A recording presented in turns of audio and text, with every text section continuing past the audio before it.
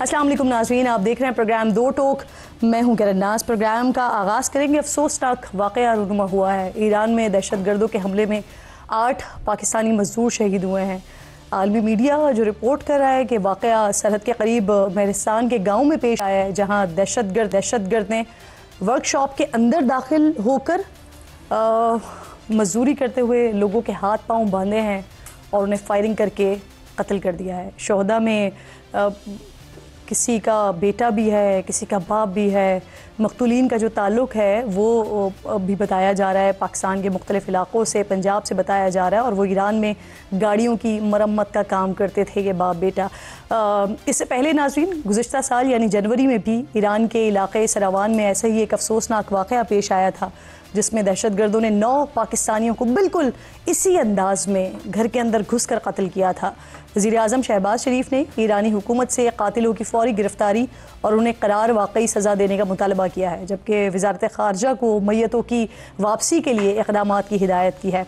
इस्लामाबाद में ईरानी सिफारत खाने ने इस वाक़े को गैर इंसानी करार दिया है। ये वाकई गैर इंसानी वाक़या तो है। इस पर बात करने के लिए प्रोग्राम में आज मेरे इंतहाई मोअज़्ज़ज़ मेहमान जो मुझे स्टूडियो में ज्वाइन कर चुके हैं, जिनसे मैं सियासी मामलात पर बात करूंगी, लेकिन आप दोनों की इजाज़त से चाह रही हूँ कि सैयद हस्साम सईद साहब जो कि ईरान से मुझे ज्वाइन कर रहे हैं, ईरानी सहाफ़ी हैं, पर गुज़ार हूँ। सबसे पहले मुझे ये बताइए, ये कल अफसोसनाक वाक़या पेश आया और इंटरनेशनल मीडिया जिस तरह से रिपोर्ट कर रहा है कि जो दहशतगर्द थे, इन्होंने इन 8 मज़दूरों के हाथ पाँव बांधे, इन पर फायरिंग की, इनको कत्ल किया।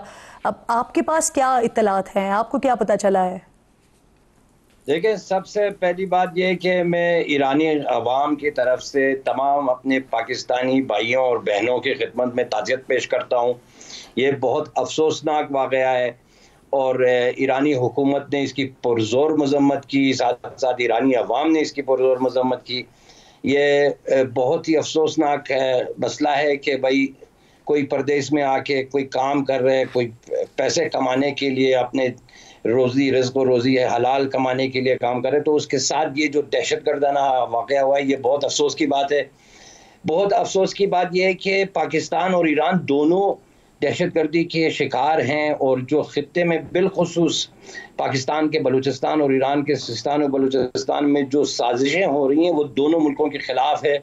और ख़ास तौर से इसमें मैं ये कहना चाहता हूँ, जो तासुर यहाँ पर है और जो हकीकत ये है कि इसमें बैरूनी हाथ हैं।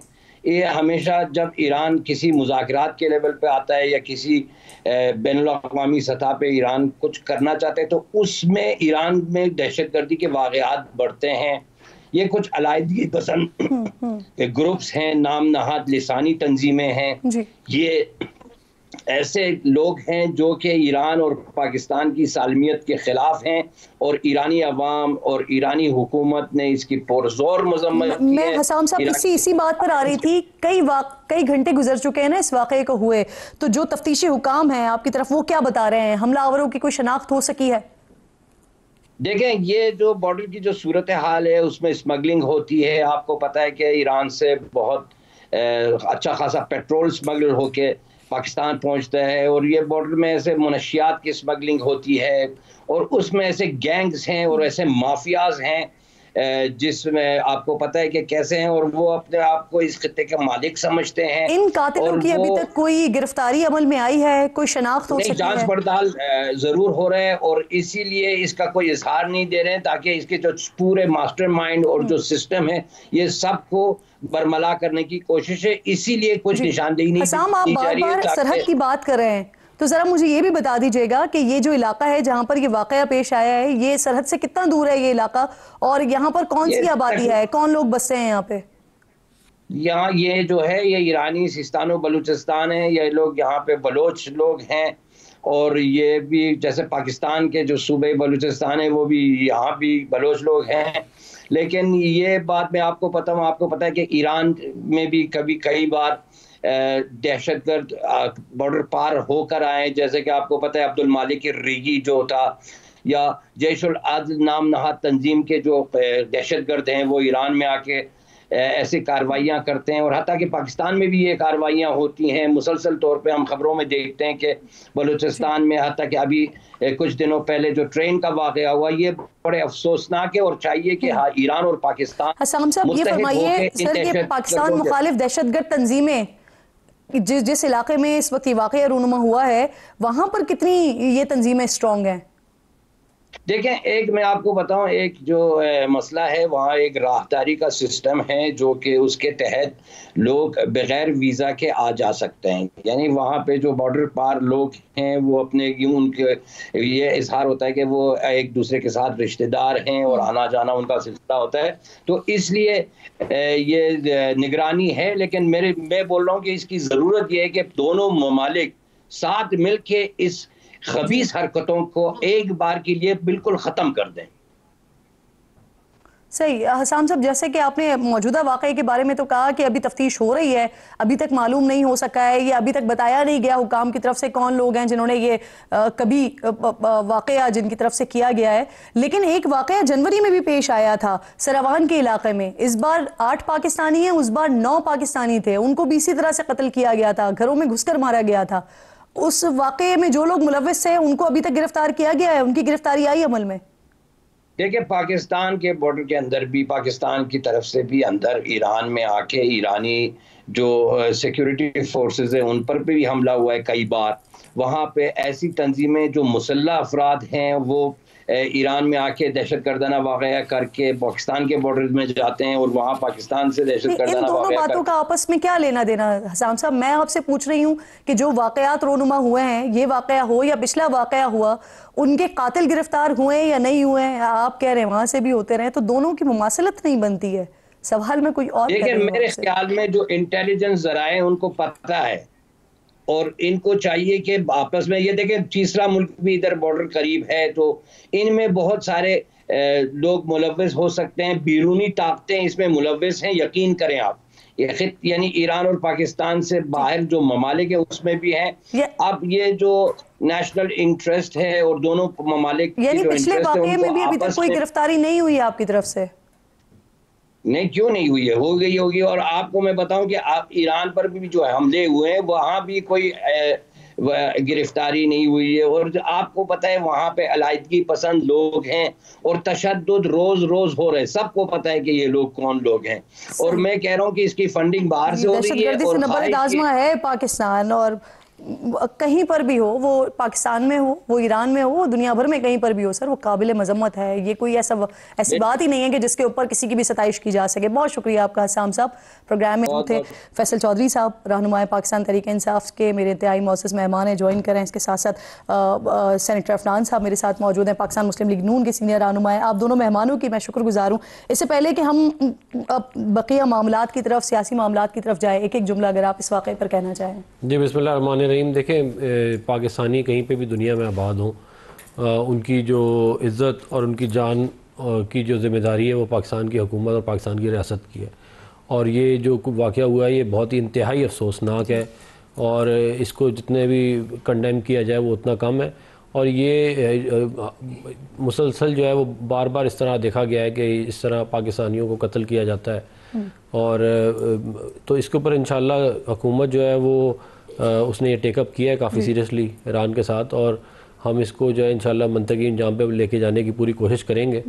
اور انشاءاللہ سر دعا بھی ہم یہ کرتے ہیں کہ نہ صرف اس پہ کام ہو بلکہ دوبارہ ایسے واقعات نہ ہو، ایسی بھی کوئی مربوط چیز ہمارے سامنے آئے. فیصل صاحب آپ کا کامنٹ سر. ڈیفینیٹلی انتہائی قابل مذمت اور کافی دکھ اور تکلیف دہ واقعہ ہے، اور ایرانی حکومت سے توقع کی جانی چاہیے، اور پاکستانی حکومت کا یہ فرض بنتا ہے کہ ہمارے جو قاتل ہیں ہمارے شہریوں کے، ان کو چیز کیا جائے اور ان کے اوپر جو قانونی کارروائی ہے وہ بھی کی جائے. اور بلوچستان سے اس سائٹ کے اوپر بھی، پاکستان سائٹ پہ بھی اوپر جو لوگ اس میں ملوث ہیں، کیونکہ بارڈر ایریا ہے، سیستان جو ہے وہ ایرانی بلوچستان کا حصہ ہے، وہاں پہ قتل ہوئے تو ڈیفینیٹلی ایرانی سرزمین پہ پاکستانیوں کا خون بہا ہے. اور میں امید رکھتا ہوں ایرانی حکومت سے کہ وہ اس چیز کو کافی سنجیدگی سے کریں گے، اور حکومت سے امید رکھتا ہوں کہ وہ بھی سنجیدگی کا مظاہرہ کریں گے. یعنی یہ خون ناحق نہیں ہے، یہ اس کو رائے گا نہیں جانا. بالکل ٹھیک. سر اب ذرا سیاسی معاملات کی طرف آ جاتے ہیں. 20 تاریخ کا غالباً فیصلہ ہو گیا اسلام آباد میں جلسے کے حوالے سے پاکستان تحریک انصاف کا، تو یہ جلسے کی آپ لوگوں کو اجازت مل گئی ہے، اجازت لے لی گئی ہے آپ کی؟ اور سننے میں یہ بھی آ رہا ہے کہ شاید MWM جو ہے وہ اس جلسے کو لیڈ کرے گا، تو اس دن تو ان کا انٹرا پارٹی الیکشن بھی ہے غالباً. اس انٹرا پارٹی الیکشن کا تو جلسے کے ساتھ کوئی تعلق نہیں ہوتا. انٹر پارٹی الیکشن ہو سکتا ہے. یہ تو آپ کو 20 تاریخ کو بتائیں گے. جی یہ اتنی جلدی تو اتنے اچھے تو ہے نہیں حکومت کہ آپ کو پہلے جلسے کی اجازت دے دے. یہ تو ان کی کام پہ ٹانگ جاتی ہیں. اگر 4 بندے بھی اکٹھے ہوں تو جلسے کی اجازت یہ کہاں پہ دیں گے. یہ تو تھر تھر کانپنے شروع ہو گئے ہوں گے آج کے اس اعلان کے بعد ہی کہ جلسہ ہونا اور متحدہ اور مجلس وحدت مسلمین نے اس کو کرنا ہے. ظاہر ہے وہ بھی پی ٹی آئی کی اتحادی ہے. میں عفران صاحب کو دیکھ کانپ رہے ہیں سر, آپ اجازت دے رہے ہیں اجازت دے رہے ہیں. دیکھیں بات یہ ہے کہ اچھا جس دن جلسہ ہو گیا, عفنان صاحب آج آپ کے پروگرام میں یہ کمٹ کریں کہ اجازت دیں گے. ہم ایسے لیے بیٹھے ہوئے نا ساتھ, سوال نہیں پیدا ہوتا. اجازت دے رہے ہیں. سوال ہم نے ان کو اجازت دی تھی نا جلسوں کی, انہوں نے کیے بھی تھے. بات یہ ہے کہ یہ ہم سے بات چیت کریں, معاملے کو لے کے چلیں. تو پہلے بھی جلسوں کی اجازت آپ سے بات چیت کیا سر ویسے پہلے بھی ایسا ہوا ہے کہ آپ نے اجازت دی لیکن پھر سیکورٹی کو جواز بنایا, کسی اور چیز کو جواز بنایا اور انکار کر دیا. نہیں, اگر آپ یہ کہیں کہ ہم نے ڈی چوک میں آگے بیٹھنا ہے, آپ یہ کہیں کہ ہم نے جو ہے وہ اس کو اسلام آباد کو بند کرنا ہے, ہم جو ہے وہ لشکر لے کے جا رہے ہیں, اگر جلسہ کر کے چلے جائیں پھر بھی اجازت جب تو جلسے کی اجازت دی تھی نا اسلام آباد میں, انہوں نے اسلام آباد میں بھی کیا, لاہور میں بھی کیا. کہاں تھی سر وہ جلسہ کرنا ہے کیٹل فارم تھا, بکرا منڈی تھی سر. میری ایک بات سنیں, بات یہ ہے کہ یہ اگر کوئی ایکسپیکٹ کر رہا ہے کہ ان کو ہم ڈی چوک کے قریب آنے دیں گے, یہ تو نہیں ہوگا. ہاں یہ اگر کہیں جلسہ کرنا چاہتے ہیں انتظامیہ سے بات کر کے, پہلے بھی انہوں نے کیا تھا, اگر یہ اور کوئی ایک ایسی جگہ جس کے اوپر دونوں پارٹیاں اگری کر جائیں تو بالکل کر لیں. سر اپوزیشن نے مولانا صاحب کو جلسے میں شامل ہونے کی دعوت کیوں نہیں دی ہے, اور مولانا صاحب کی جماعت تو باقاعدہ طور پر کہہ رہی ہے کہ اگر اسٹیبلشمنٹ کے ساتھ آپ نے معاملات کو لے کر چلنا ہے تو پھر ہماری طرف سے نہ ہی سمجھیں, تو کیا ان کے بغیر ہی پھر جلسہ کریں گے؟ دیکھیے اس بات پہ میں ذاتی رائے اپنی اظہار کر سکتا ہوں. پارٹی کی رائے تو ظاہر ہے پارٹی پہ جو گروپ ہے وہی دے گا. مولانا صاحب 19 اور 20 کو ایک تو ان کی مجلس عاملہ کا اجلاس بھی لاہور میں ہے, تو جلسہ پہلے تو یہ ہونے نہیں دیں گے. یہ میں آپ کو لکھ کے دینے کو تیار ہوں کہ یہ بالکل کسی بھی پولیٹیکل جمہوری ایکٹیویٹی کی اجازت دیتے نہیں ہیں. ٹھیک ہے, اور یہ بالکل نہیں دیں گے. آج سندھ میں ایک چھوٹا سا کنونشن تھا, اس میں بھی پولیس نے دھاوا بولا.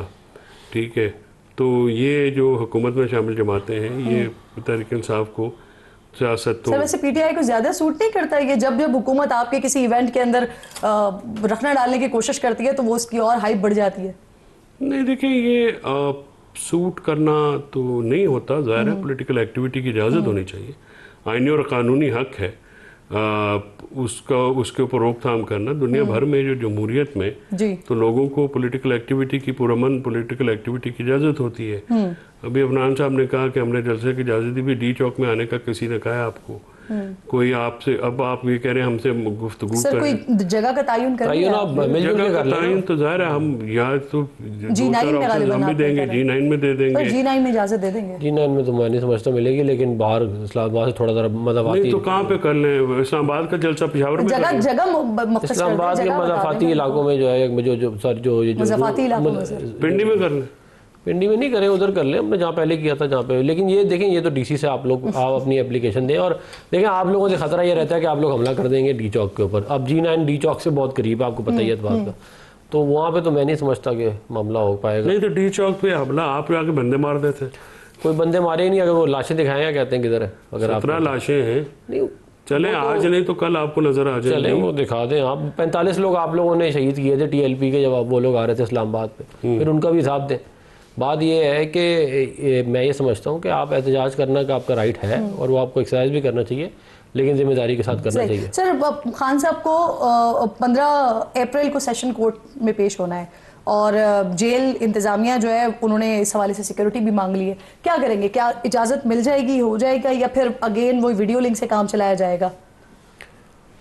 دیکھیں میں اس کے اوپر ظاہر ہے کوئی مجھے ایگزیکٹ اس کے بارے میں نالج نہیں ہے, کیا کہتے ہیں اسپیسیفک کیس کے اوپر کہ وہ ان کو آنے دیں گے کہ نہیں آنے دیں گے. لیکن بہت دفعہ جو ہے وہ عمران خان صاحب بہت سارے کیسوں میں پیش بھی ہوئے ہیں, اور بہت ساروں کی ہیئرنگ جو ہے وہ آن لائن بھی ہوئی ہے.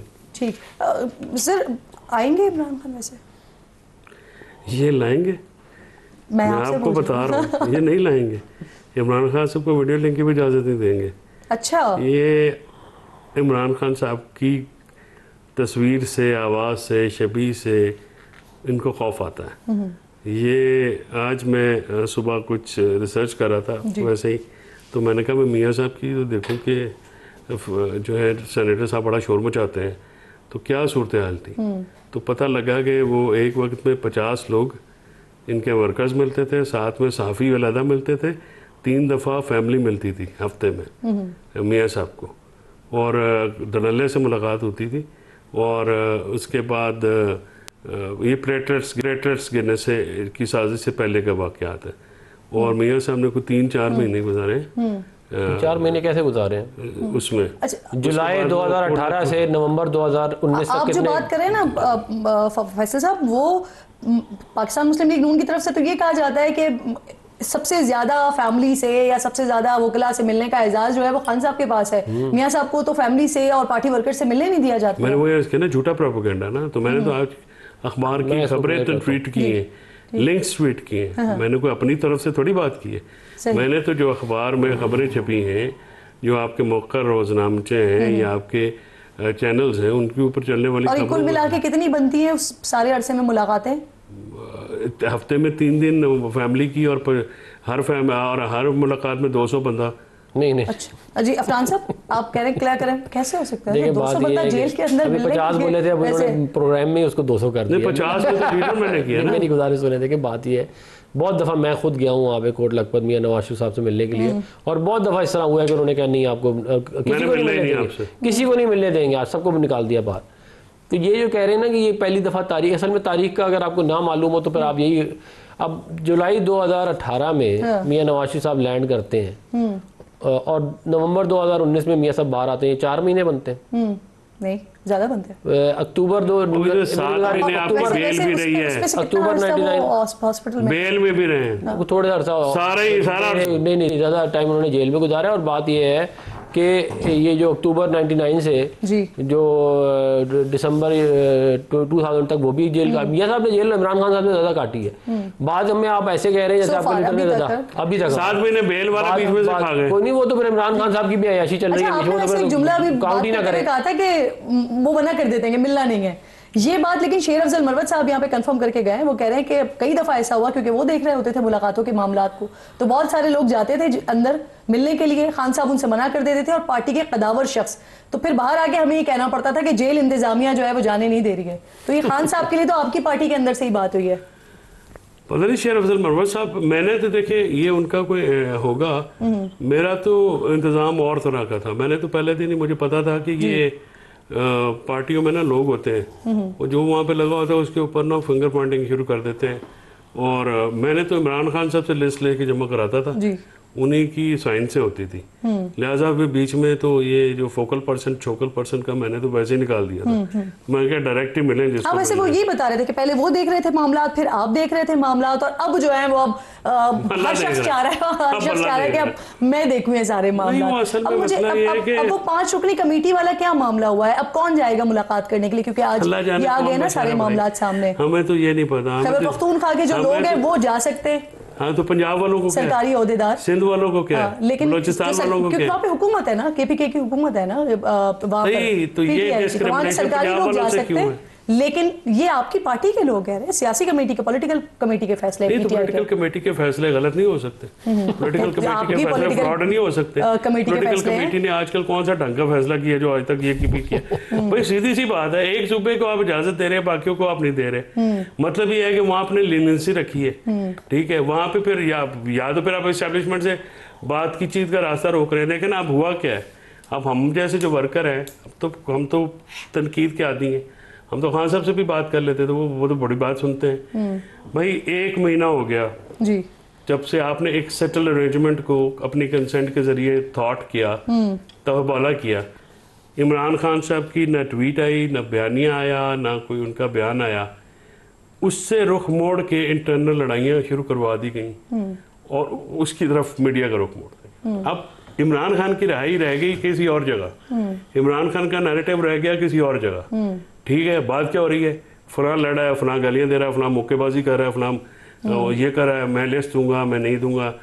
اس سے تو بچے بھی نہیں لڑتے. کروا دی گئی, مطلب کہ جتنے لوگ یہ لڑ رہے ہیں اور جن کے نام سامنے آ رہے ہیں, کیا خان صاحب سے وفادار نہیں ہے جو ان کو کوئی لڑوانا پڑ رہا ہے, کروانا پڑ رہا ہے؟ نہیں دیکھیں, وفاداری پارٹی سے وفادار نہیں ہے. وفاداری کسی کی کیا ہوتی ہے, وفاداری کا تو یہ وفاداری نہیں، میں تو آپ کو بتا رہا ہوں نا، میں کسی پر الزام نہیں دھرتا وفاداری سر لڑائیاں ہو رہی ہیں تو میں ان خبریں لوگوں نکل میں کے سے آ نہیں رہی ہوں ہیں جو نا۔ غداری کے سرٹیفکیٹ بانٹتا ہے، میں اس کام میں نہیں پڑتا۔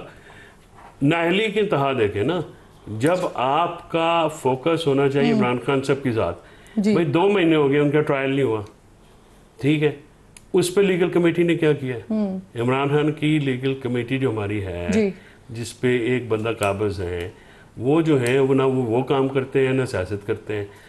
اب ایک بندہ اندر ہے، عمران خان صاحب اندر ہیں، ہر چیز کا جو نقصان ہو رہا ہے عمران خان صاحب کی ذات کو ہے۔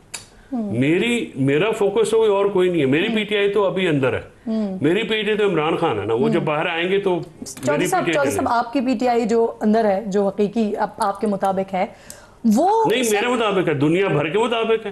چلیں دنیا بھر کے مطابق حقیقی پی ٹی آئی اگر اندر باہر والی تو دستیاب پی ٹی آئی ہے۔ دیکھیں خان صاحب کی جو لیگل ٹیم ہے وہ اس وقت نااہل ہے، جو جنرل سیکرٹری ہیں ان کے اوپر سوال اٹھایا جا رہا ہے، جو چیئرمین ہیں ان کے اوپر سوال اٹھایا جا رہا ہے، جو اس وقت پولیٹیکل کمیٹی ہے ان پر سوال اٹھایا جا رہا ہے۔ تو پھر سوال یہ ہے کہ میرا بنیادی سوال جو میں بار بار تمام رہنماؤں سے پوچھ رہی ہوں کہ ان سب کو لگایا تو عمران خان نہیں ہے نا۔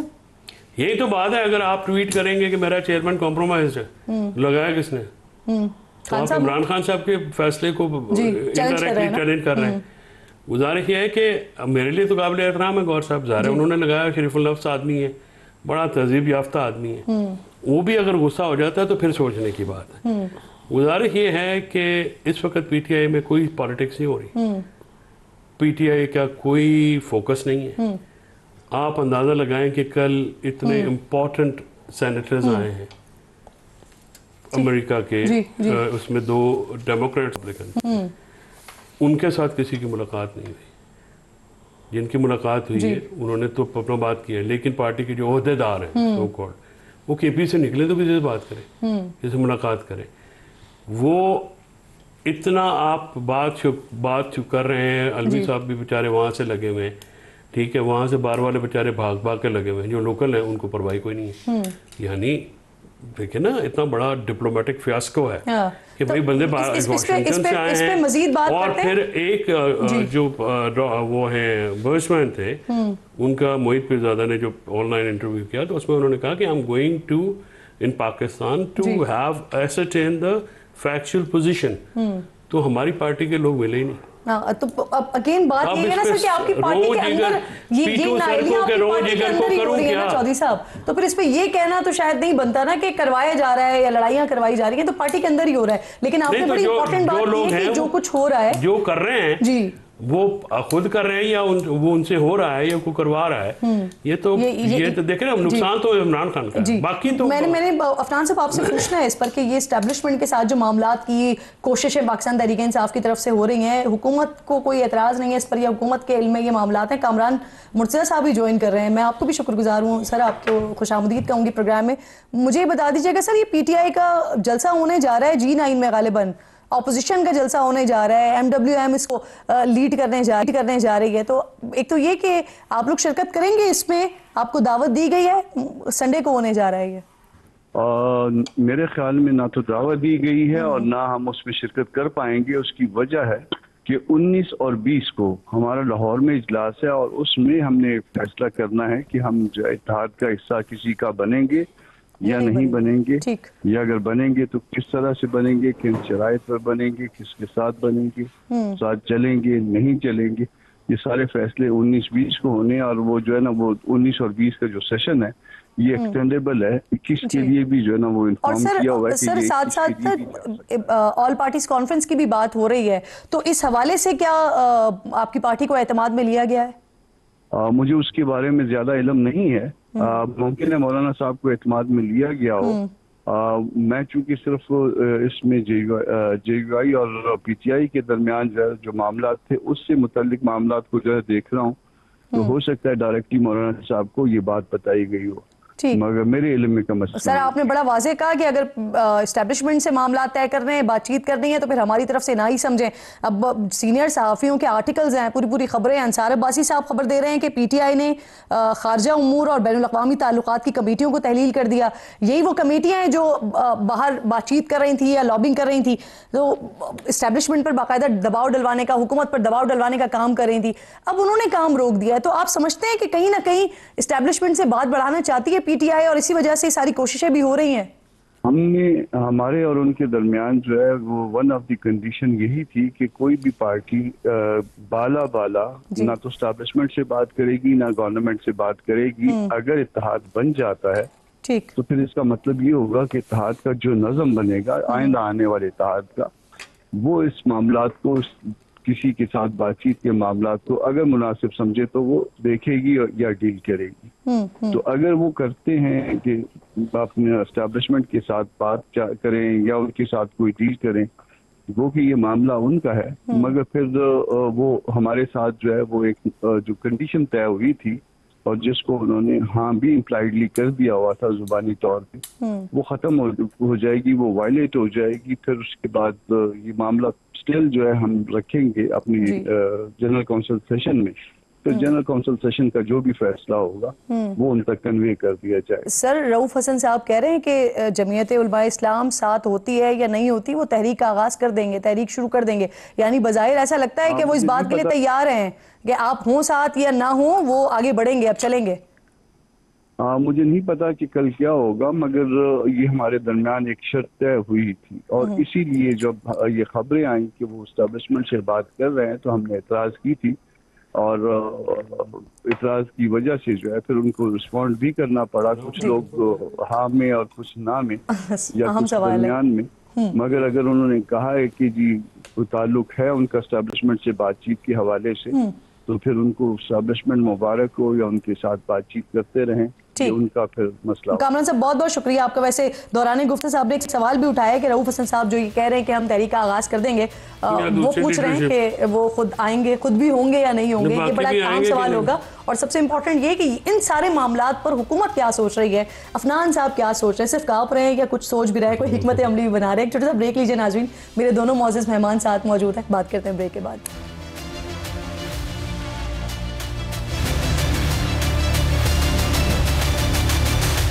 پروگرام میں ایک بار پھر آپ کو خوش آمدید کہتی ہوں. میرے دونوں معزز مہمان ساتھ موجود ہیں. افنان صاحب آپ کے لیے سوال چھوڑ کر گئی تھی، یہ جو باتیں ہو رہی ہیں پچھلے 1-1.5 ہفتے سے ذرا اس میں زیادہ تیزی آ گئی ہے، جب کچھ آرٹیکلز بھی آ گئے، کچھ خبریں بھی آ گئی. انصار عباسی صاحب کی بھی خبر آئی، جاوید چودھری صاحب نے بھی اس پر آرٹیکل لکھ دیا، کچھ لوگوں کے بارے میں انہوں نے بتایا، اور پھر کچھ باتیں ایسی بھی ہوئیں جس میں وزیر اعلیٰ صاحب نے جب کچھ انٹرویوز دیے تو انہوں نے کہا کہ 90% تک 99% تک معاملات طے پا چکے تھے، لیکن پھر کہیں نہ کہیں مسائل ہو گئے. اب شاید دوبارہ پی ٹی آئی اس طرف جا رہی ہے. آپ لوگ کے علم میں ہے کچھ ہو رہا ہے، کچھ ملاقاتیں ہوئی ہیں، ہو رہی ہیں، ہونے والی ہیں؟ دیکھیں ملاقاتیں وغیرہ تو شاید انگیجمنٹ تو چلتی رہتی ہیں، یہ صحیح بات ہے، اور وہ سب کو لگائے رکھتے ہیں کہ سب اپنے اپنے اس میں رہیں کہ جی ہو جائے گا کچھ. اچھا وہ چلتی رہتی ہے اس میں، مطلب کہ کسی کو کیا. لیکن میں یہ سمجھتا ہوں کہ کوئی ابھی کوئی ایسا نہیں. آپ کو یقین دہانی ہے کہ باقی سب کو لگا کے رکھنا ہے؟ میں یقین دہانیوں کی بات ہی نہیں کر رہا، میں تو جو پولیٹیکل اسیسمنٹ اس کے حساب سے آپ کو کہہ رہا ہوں کہ میں نہیں سمجھتا کہ ابھی کوئی معاملہ ہے. اس کی وجہ یہ ہے کہ جو باتیں عمران خان صاحب کہہ چکے ہیں اس کے بعد ریپروچمنٹ جو ہے وہ بہت مشکل ہے. آپ یاد کریں نا ان کے بیانات کیا سارے آپ کو یاد ہی ہوں گے. لیکن پاکستان میں ناممکن تو نہیں، میں ناممکن تو میں ناممکن نہیں کہہ رہا، میں یہ کہہ رہا ہوں کہ اس پاسبلٹی کی پروبیبلٹی لو ہے. اچھا ہاں جی. مجھے یہ وہ وقت بھی یاد ہے کہ جب میاں صاحب نہیں تھے اور ان کی سیاست کے لیے کہا جاتا تھا کہ وہ بالکل ختم ہو گئی. میں تو یہ نہیں کہہ رہا ختم ہو گئی ہے، میں یہ بھی نہیں کہہ رہا، میں یہ کہہ رہا ہوں کہ یہ پروبیبلٹی اس کی کم لگ رہی ہے اس وقت، ہو سکتا ہے آگے 6 مہینے بعد. ابھی کچھ عرصہ پہلے جب حکومت اور پی ٹی آئی کے درمیان مذاکرات کے 3 دور ہوئے تھے، آغاز ہوا تھا، تو یہ جو ملاقاتوں کے حوالے سے اب کچھ لوگ بتا رہے ہیں، یہ اس وقت بھی ہو رہی تھی؟ یہ ملاقاتیں تو ہر وقت چلتی رہتی ہیں، کوئی نہ کچھ ملاقاتیں تو چلتی رہتی ہیں. وہ تو دیکھیں وہ تو کوئی نہ کہیں آپ لوگ ملتے ہیں آپس میں. بات یہ ہے کہ جو پولیٹیکل معاملات ہیں ان کو اگر آپ دیکھیں تو پھر آپ کے اسیسمنٹ اس کے اوپر بہتر آپ کر سکتے ہیں. دیکھیں بات یہ ہے کہ جو کوئی خواہشات ہیں عمران خان صاحب کی وہ پوری کرنا کسی کے بس میں ہوگا، اتنا آسان تو نہیں ہے نا یہ کہتے ہیں.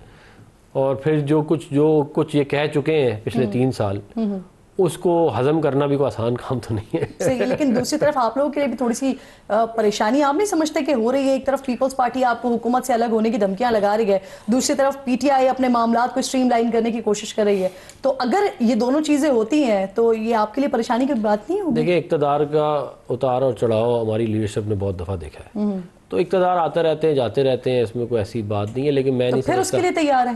نہیں, ہم تو ہمیشہ تیار رہتے ہیں, ہر وقت تیار رہنا چاہیے اس کام کے لیے, لیکن میں نہیں سمجھتا کہ ابھی کوئی مستقبل قریب میں کوئی ایسا معاملہ ہوتا ہوا نظر آ رہا ہے. اچھا ٹھیک. فیصل صاحب, ایک تو ہم جو بات کر رہے تھے ابھی, آپ نے ایک جملہ ایڈ کیا اس کے اندر کہ رؤوف حسن صاحب خود وہاں پر ہوں گے یا نہیں ہوں گے, تو یہ کیا مطلب لیڈرشپ نہیں ہوگی؟ اور ساتھ ساتھ یہ کہ اعظم سواتی صاحب بیان دیتے ہیں, اسٹیبلشمنٹ سے مذاکرات پر بیان دیتے ہیں, سلمان اکرم راجہ صاحب کہتے ہیں کہ ان کی ذاتی کوشش ہے, پارٹی کا کوئی تعلق نہیں ہے, رؤوف حسن صاحب کہتے ہیں ہم ریاست سے ڈائلاگ کرنا چاہتے ہیں.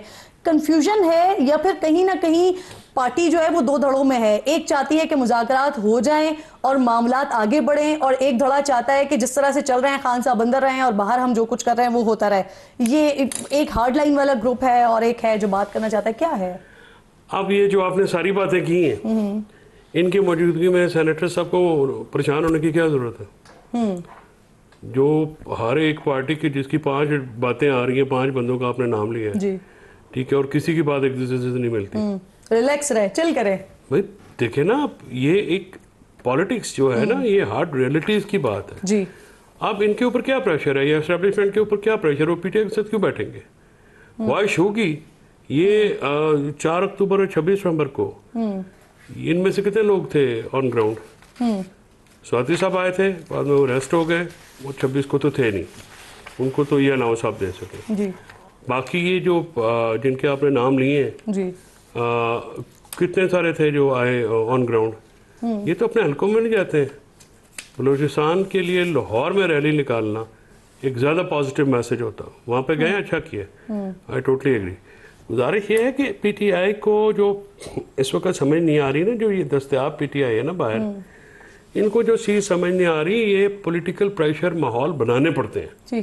یہ پہلے آپ کو, جیسے ابھی آپ نے کامران مرتضیٰ صاحب کی بات کی ہے, اب مجھے یہ بتائیں کہ جس دن مشترکہ علامی اسد قیصر کے گھر پہ کھانے کا ہوا, جی, تو پرائم منسٹر گئے تھے مولانا صاحب کے گھر پہ, تو کوئی پریشر محسوس ہوا تھا تو گئے تھے. آپ کیوں نہیں جاتے؟ اس کی وجہ یہ ہے کہ جب آپ نے ایک لوکل پریشر ہی کوئی نہیں ہے آپ کے اوپر, انٹرنیشنل پریشر تو ہے آیا کوئی نہیں.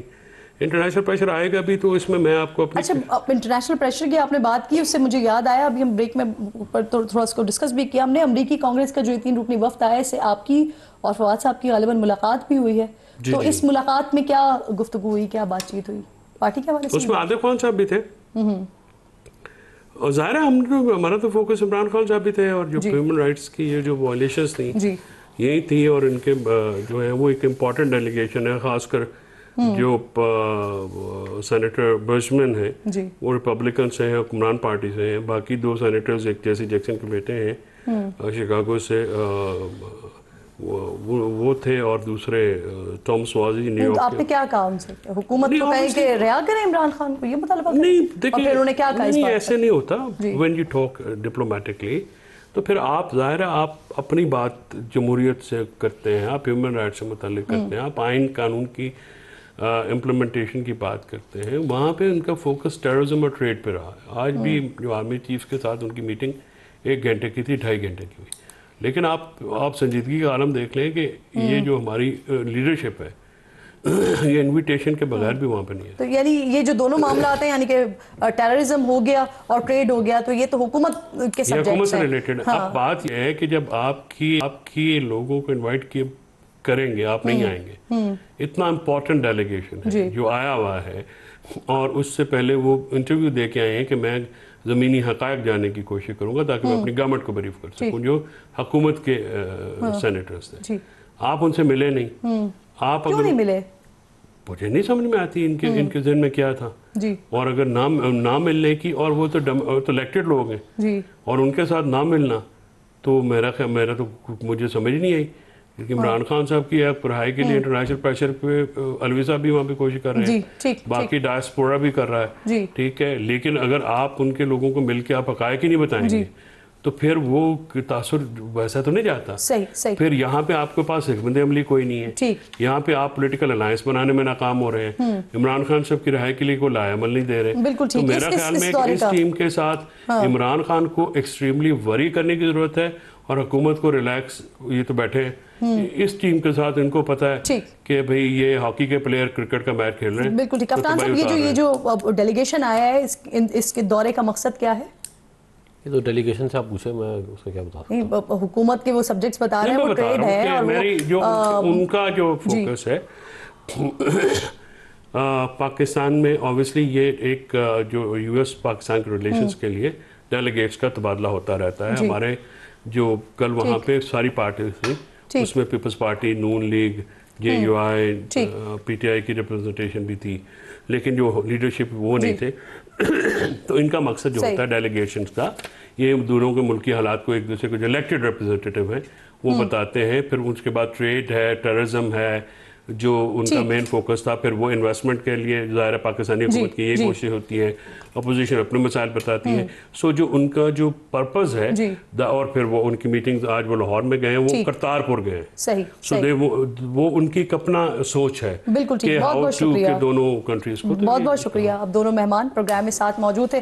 اہم گفتگو ہو رہی ہے, ایک تذکرہ بھی ہو گیا ٹریڈ کے حوالے سے. کل ایک بڑی اہم کانفرنس بھی پاکستان میں ہونے جا رہی ہے, اس پر بھی بات کریں گے. لیکن اس سے پہلے ٹریڈ کی بات ہوئی تو ٹیرف سے مجھے یاد آیا کہ کیا ٹیرف وار میں امریکہ نے چین کے سامنے اب گھٹنے ٹیک دیے ہیں؟ کیا چین کے جوابی بھاری ٹیرف نے ٹرمپ کو شکست ماننے پر مجبور کر دیا ہے؟ کیا ساری دنیا کو اپنے ایک آرڈر سے ہلا کر رکھ دینے والے امریکی صدر کو چینی صدر نے جھنجھوڑ کر رکھ دیا ہے؟ صدر ٹرمپ نے کل رات اچانک سے اسمارٹ فونز, لیپ ٹاپس, میموری کارڈز اور دوسرے آلات کو نئے اور بھاری بھرکم ٹیرف سے مستثنی قرار دیا ہے. امریکی کسٹم اینڈ بارڈر پروٹیکشن کے نوٹس کے مطابق یہ استثناء ان مصنوعات پر لاگو ہوگا جو 5 اپریل سے امریکہ میں داخل ہوں یا گوداموں سے نکالی جائیں گی.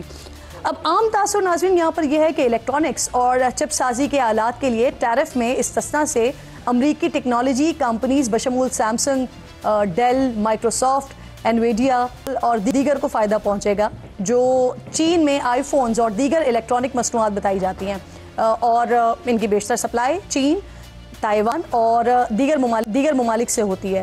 اطلاعات کے مطابق امریکہ 80% الیکٹرانکس چین سے درآمد کرتا ہے, اور ایپل کمپنی کے 90% اسمارٹ فونز بھی چین میں ہی بنتے ہیں. یوں ماہرین کا کہنا ہے کہ صدر ٹرمپ کا اسمارٹ فونز, لیپ ٹاپس, میموری چپس اور دوسرے آلات کو ٹیرف سے مستثنی قرار دینے کا فیصلہ ایسے وقت میں سامنے آیا ہے جب ٹیکنالوجی کمپنی خصوصاً ایپل چینی پیداوار پر انحصار کے باعث شدید دباؤ کا شکار ہے. مختلف رپورٹس بتا رہی ہیں کہ ایپل کے پاس امریکہ میں صرف 6 ہفتوں کا اسٹاک موجود ہے, جس کے بعد ایپل مصنوعات کی قیمتوں میں بے پناہ اضافہ ناگزیر ہو جاتا.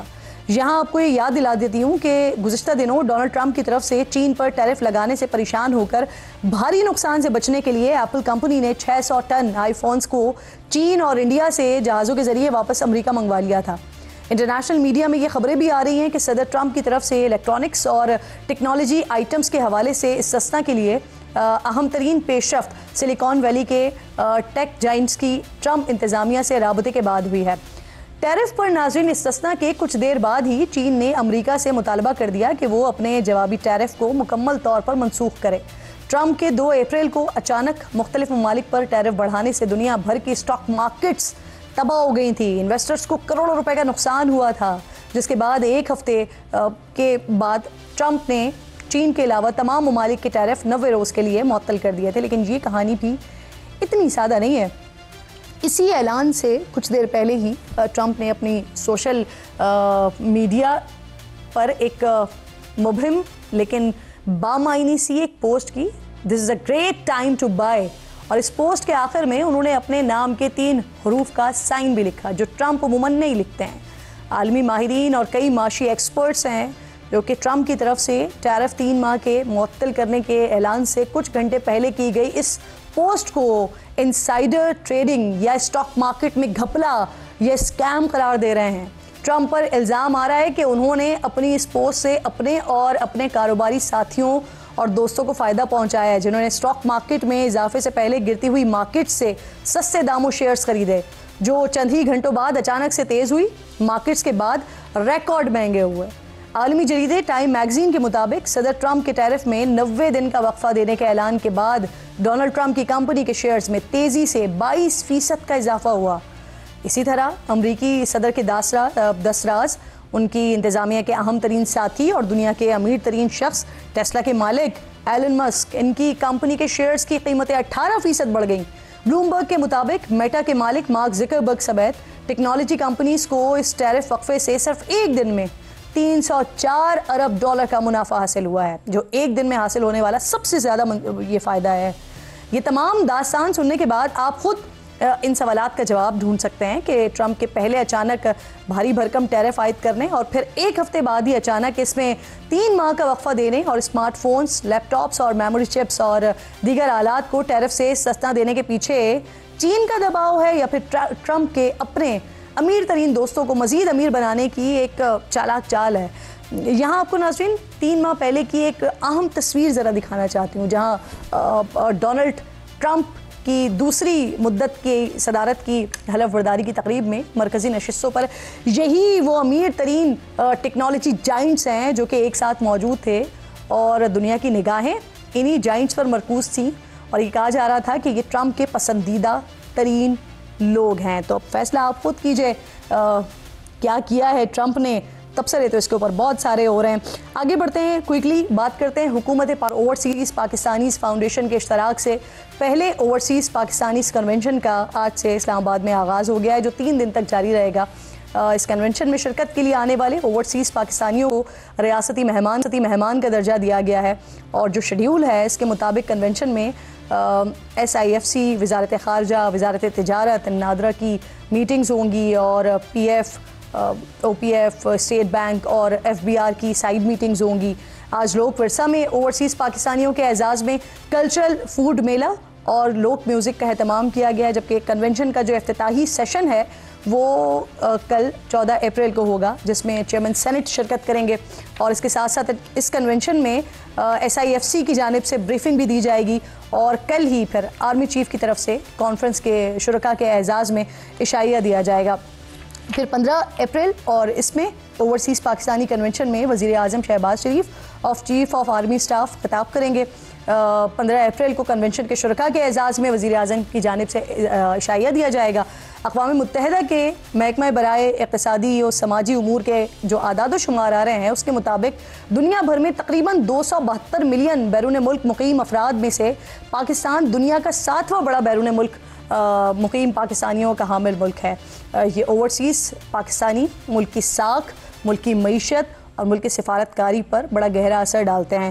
انہی اوورسیز پاکستانیوں کی $26 ارب سے زائد کی ترسیلات زر قومی ترقی میں بڑا اہم ترین رول پلے کرتی ہیں۔ اس پر بات کرنے کے لیے پروگرام میں میرے انتہائی معزز مہمانوں میں اسر بخاری صاحب ساتھ موجود ہیں، جو کہ پاکستان فارن انویسٹمنٹ کونسل سے آپ کا تعلق ہے۔ وقار ملک صاحب اوورسیز پاکستانی CEO ہیں۔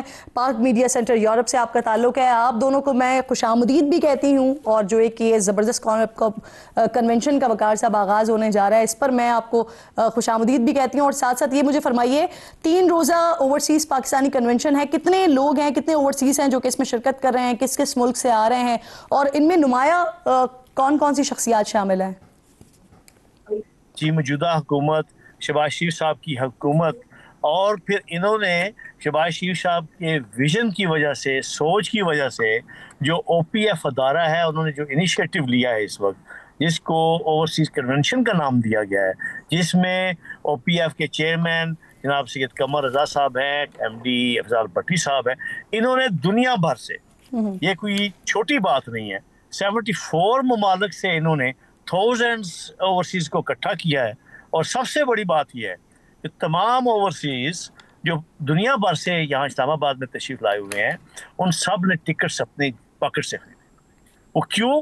صرف اور صرف انہیں اپنے ملک سے محبت ہے، اپنے ملک سے پیار ہے، وہ یہ الفت انہیں کھینچ کے یہاں پہ لے کے آئی ہے تاکہ ہم اپنے روشن پاکستان کو دیکھ سکیں۔ ازور شاہ بخاری صاحب بھی مجھے جوائن کر رہے ہیں. کل جو کانفرنس ہو رہی ہے جس کا آغاز ہو چکا ہے اس پر بات کرنے کے لیے. اسفر صاحب آپ ان شخصیات میں سے ہیں جن کو نہ صرف یہاں پاکستان میں اسمبلی میں باقاعدہ طور پر آپ کی پذیرائی ہوئی بلکہ ای یو میں بھی آپ کی بحیثیت پاکستانی اور وہاں پر بھی آپ کی پذیرائی ہوئی ہے. اب یہ بتائیے جو اوورسیز پاکستانی فاؤنڈیشن ہے 46 سال پہلے 1979 میں وجود میں آئی تھی لیکن اتنے سالوں میں کوئی کانفرنس نہیں ہوئی. پہلی مرتبہ اوورسیز پاکستانی کنونشن اس کی ضرورت کیوں پیش آئی ہے سر؟ شکریہ کرن. میں سمجھتا ہوں کہ دیر آید درست آید، یا پہلے کیوں نہیں ہوئی ہمیں اس کو چھوڑ دینا چاہیے. اور المیہ تو یہی ہے کہ وہ سیاسی جماعتیں جن کے باضابطہ طور پر تقریباً ہر ان ممالک میں جہاں پر اوورسیز پاکستانی موجود ہیں ان کے باقاعدہ دفاتر موجود ہیں ان رجسٹرڈ پولیٹیکل پارٹیز. لیکن چلیں ہم اس بحث میں نہیں جاتے کہ یہ اتنی دیر سے کیوں. لیکن پاکستانی ڈائسپورا اس ملک کے باہر رہنے والا وہ اس ملک کی ہمیشہ سے معاشی شہرگ رہا ہے. اور میں سمجھتا ہوں کہ وہی جو $30 بلین جو ریمیٹنس کی شکل میں پاکستان آتے ہیں وہی اس ملک کی مخدوش معاشی حالت کو جو ہے وہ ایک سنبھالا دیے ہوئے. تو چلیں دیر آئے درست آئے. اب اس کے اوپر جو ہے وہ کس نے انعقاد کیا اور دیر سے کیوں کیا اور اس بحث میں ہم نہیں پڑھتے.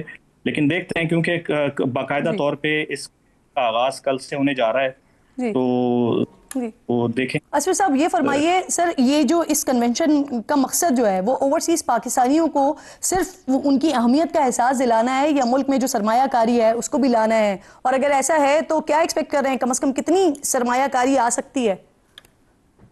دیکھیں اس کا تو یہ کل باقاعدہ طور پہ اس کا جو ہے وہ شروعات ہوگی کل، اور پھر جب سر جوڑ کے بیٹھیں گے تو پھر ہی کچھ کہہ سکیں گے کہ ادھر گورنمنٹ سیریس ہے اور کن جو ہے کس انڈسٹری کے اندر جو ہے وہ کتنی مراعات حکومت فراہم کرتی ہے. کیونکہ پاکستان کا جو عمومی طور پہ جو پاکستان میں جو مسائل ہیں پاکستان میں سرمایہ کاری کے توسط سے، تو وہ ظاہر ہے ان سب کا پہلے بغور تجزیہ لینا پڑے گا. کوئی بھی سرمایہ کار پاکستان میں کیا کہیں بھی ظاہر ہے براہ راست جب تک ان کے جو فورن انویسٹمنٹ کے جو مد میں جو عوامل ہیں.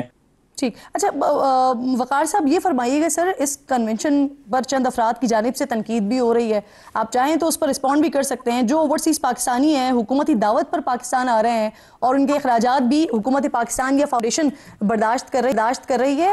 آپ نے بتایا کہ وہ خود اپنے خرچے پر پاکستان آ رہے ہیں اس کنونشن میں شرکت کے لیے. جی میں آپ کو یہ بتانا چاہوں گا کہ جب بھی کوئی اچھا کام ہوتا ہے تو اس کی کرٹیسزم جو ہے وہ نہ صرف ضرورت ہوتی ہے بلکہ لوگ بہت زیادہ کرٹیسائز کرنا شروع کر دیتے ہیں، جس سے اچھے نتائج برآمد ہوتے ہیں. اور کرٹیسزم ہونی چاہیے. اور جو ہمارے دوست کرٹیسائز کر رہے ہیں اس کنونشن کو، اللہ انہیں ہدایت دے، لیکن انہیں یہ سب سے پہلے پاکستان کی بنیاد کے اوپر بات کرنی چاہیے. آج اگر اوورسیز پاکستانی اپنے خرچے کے ساتھ یہاں پر اتنی زیادہ تعداد میں 74 ممالک سے اس اپنے سونی دھرتی پر آئے ہیں تو انہیں خوش آمدید کہنا چاہیے، نہ کہ کرٹیسائز کیا جائے. وہ لوگ اگر اپنے خرچے پہ آئے ہیں تو وہ یہاں پہ آ کے نہ صرف سرمایہ کاری کریں گے بلکہ وہ یہاں پہ آ کے دیکھ رہے ہیں کہ افواج پاکستان اور حکومت پاکستان کس طرح اس ملک کو مضبوط کیے جا رہی ہے. آج پاکستان خوشحالی کی طرف امڑ رہا ہے اور پاکستان ترقی کی راہ پہ گامزن ہے، جس کی صدا ہمیں یورپ اور یو کے میں اور بیرون ملک میں ملتی رہتی ہے. اور اس کو اپنی آنکھوں سے دیکھنے کے لیے سمندر امڑ آیا ہے، اور یہ وہ سمندر ہے جو پاکستان کے سفیر ہیں، جو پاکستان کے امیج کو بحال کرتے ہیں. میں یہ سمجھتا ہوں کہ یہ بالکل درست بات سر، نہ صرف پاکستان کے امیج کو بحال کرتے ہیں بلکہ بہت بڑا کردار معیشت کی بہتری میں اوورسیز پاکستانیوں کا ہوتا ہے، جو وہ ریمیٹنسز اپنے گھر والوں کے لیے بھیجتے ہیں، وہ ایک بہت بڑا کردار ادا کرتی ہے، اور اوورسیز پاکستانیوں کا جو کردار ہے اس کو اوبلائج کرنے کی بھی ضرورت ہے، اور یہی سب کچھ اس سے کنونشن میں، اس کانفرنس میں ہونے جا رہا ہے۔ بہت شکریہ آپ کا وقار ملک صاحب، اسفر شاہ بخاری صاحب ساتھ موجود تھے۔ وقت ختم ہو گیا ہے پروگرام کا، انشاءاللہ ناظرین سے ملاقات ہوگی جمعے کو۔ اپنا اور اپنے ملک کا خاص خیال رکھیے، فلسطین کو اپنی دعاؤں میں یاد رکھیے۔ اللہ نگہبان۔